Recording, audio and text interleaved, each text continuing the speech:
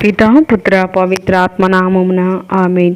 ప్రియ స్నేహితులారా, మీ అందరికీ దేవుని యొక్క ఆశీస్సులను తెలియజేస్తూ ఆగస్టు 25వ తారీఖు ఆదివారం ఈనాటి తల్లి శ్రీ సభ సామాన్య 21వ ఆదివారాన్ని కొనియాడుతూ ఉంది. మొదటి పట్టణము యెహోషువ గ్రంథం 24వ అధ్యాయం 1-2 వచనములు మరియు 15వ వచనం నుండి 18వ వచనం వరకు. రెండవ పట్టణము పునీత పౌలు ఎఫెసీయులకు రాసిన లేఖ 5వ అధ్యాయం 21వ వచనం నుండి 32వ వచనం వరకు. యోహాను సువార్త 6వ అధ్యాయం 60వ వచనం నుండి 69వ వచనం వరకు. ఈనాటి సువార్త పట్టణాన్ని భక్తి శ్రద్ధలతో చదువుకొని ధ్యానించుదాం. దయగల దేవుడు మనకు కావలసినటువంటి ఒక జ్ఞాపక శక్తిని, భక్తిని దయచేయుదురుగాక. వాక్యం చదవబడుతూ ఉండగా దేవుని యొక్క దీవెనలు మనపై కుమ్మరింపబడినగాక. ఆమేన్. ప్రభు, మేము ఎవరి యొద్దకు పోగలము? నీవు నిత్య జీవపు మాటలు కలవాడవు. ఆయన శిష్యులలో అనేకులు ఆ మాటలు విని, ఈ మాటలు కష్టమైనవి, ఎవడు వినగలడు అని చెప్పుకొనిరి. తన శిష్యులు దీని గురించి గుణుగొంచున్నారు అని గ్రహించి, యేసు, ఇది మీకు ఏవగింపుగా ఉన్నదా? అట్లయినా మనుష్య కుమారుడు తాను పూర్వమున ఉన్న స్థలమునకు ఎక్కిపోవుటను మీరు చూచినచో ఇక ఏమందురు? జీవమునిచ్చున్నది ఆత్మయే, శరీరము నిష్ప్రయోజనం. నేను మీతో చెప్పిన మాటలు ఆత్మయు జీవమునై ఉన్నవి, కానీ మీలో విశ్వసింపని వారు కొందరు ఉన్నారు అని పలికెను. ఆ విశ్వసింపని వారు ఎవరో, తనను అప్పగింపబోవాడు ఎవడో మొదటి నుండి ఆయనకు తెలియను. కనుకనే తండ్రి అనుగ్రహించిననే తప్ప ఎవడును నా యొద్దకు రానేరడు అని యేసు మీతో చెప్పి తిని అని ఆయన పలికెను. ఇందువలన ఆయన శిష్యులలో అనేకులు ఆయనను విడిచి వెళ్ళి మరెన్నడూను ఆయనను వెంబడింపరైరి. అప్పుడు యేసు తన 12 శిష్యులతో, మీరు కూడా వెళ్ళిపోయేదరా అని అడుగగా, సీమోను పేతురు, ప్రభు, మేము ఎవరి యొద్దకు పోగలము? నీవు నిత్య జీవపు మాటలు కలవాడవు. మేము విశ్వసించితిమి, కావున నీవు దేవుని నుండి వచ్చిన పవిత్రుడవు అని గ్రహించితిమి. ప్రియ స్నేహితులారా, మరి యొక్క వాక్యంలో ఉన్నటువంటి గూఢార్థాన్ని మనం ధ్యానించినట్లయితే, యేసు మాటలు కఠినమైనవి, జీవమునిచ్చున్నది ఆత్మయు, శరీరము నిష్ప్రయోజనం. యేసు నిత్య జీవపు మాటలు కలవాడు, దేవుని నుండి వచ్చిన పవిత్రుడు. ఈనాటి ధ్యానాంశం, యేసు మాటలు నిత్య జీవిత ఊటలు. నేడు మనం సామాన్య కాలపు 21వ వారంలో ప్రవేశిస్తూ ఉన్నాం. కొన్ని వారాలుగా జీవాహారం గురించి ధ్యానిస్తూ ఉన్నాం. ఈ వారం ఆ ప్రబోధన అంతిమ దశలో చేరుకుంటూ ఉన్నాం.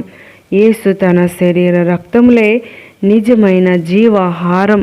వానిని స్వీకరించి అంగీకరించననే తప్ప శాశ్వత జీవనం లభించదని అంతకు ముందే ప్రకటించి ఉన్నాడు. అందులోని మర్మమును గ్రహింపలేని అనేక మంది యేసును వదిలిపెట్టి వెళ్ళిపోతూ ఉన్నారు. ఆ బోధనలోని విషయాలు వారికి బోధపడలేదు. యేసు ఆ సమయంలో పునరుత్థాన, మోక్షారోహణ ఘటనలను కూడా గుర్తు చేస్తూ ఉన్నాడు. దివ్య సప్రసాదం ద్వారా పునరుత్థానం, మోక్షరాజ్యం దొరుకుతుందని సెలవిస్తూ ఉన్నాడు.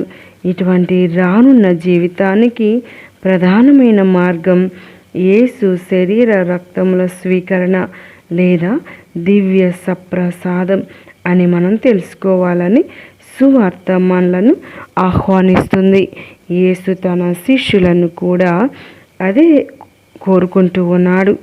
దానిని గ్రహించిన పేతురు చక్కగా ప్రకటిస్తూ ఉన్నాడు. మేము ఎక్కడికి పోగలం? నీవు నిత్య జీవపు మాటలు కలవాడువు. మేము విశ్వసించితిమి. నీవు దేవుని నుండి వచ్చిన పవిత్రుడవు అని గ్రహించితిమి.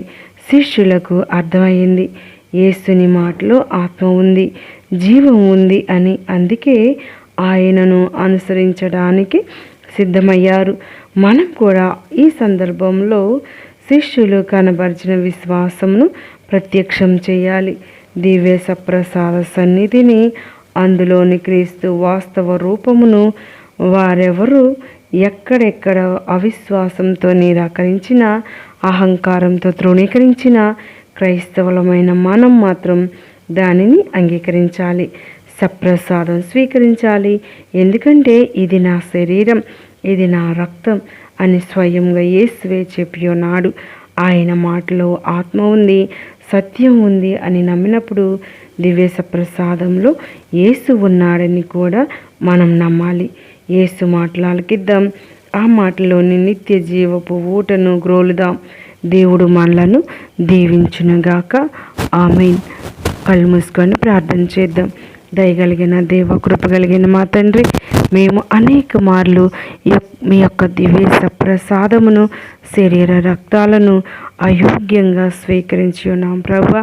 మాలో ఉన్నటువంటి పాపం ఉన్నప్పటికీ ఆ పాపాన్ని గుర్తెరగకుండా ప్రభువా అలవాటు చొప్పున దివ్య సప్రసాద స్వీకరణ చేసి ఉన్నాం తండ్రి. మా అయోగ్యతను మన్నించి ప్రభా మాకు పాప మన్నింపుని దయచేసి దివ్య సప్రసాద ఫలములను మాకు దయచేయమని వేడుకుంటూ ఉన్నాం. ఈ ఆదివారం రోజు మేమందరం కూడా దేవాలయానికి వెళ్ళి సత్యవంతుడైన నిజమైన దేవుని కనుగొని మేము ఆరాధించి స్తుతించే భాగ్యం మాకు, మా కుటుంబాలకు దయచేయండి. అనారోగ్యంగా ఉన్న వారికి మంచి ఆరోగ్యం దయచేయండి. మరి పెళ్లి సంబంధం కోసం చూస్తున్నటువంటి యువతి యువకులను దీవించి ఆశీర్వదించండి. మా దేశంలో జరుగుతున్న అరాచకాలను ప్రభువా అణిచివేసే శాంతి సమాధానాలు దయచేయమని, మీ యొక్క జీవపు ఊటలను దయచేయమని అడిగి వేడుకుంటూ ఉన్నాం. పితా, పుత్ర, పవిత్ర ఆత్మ నామమున ఆమేన్.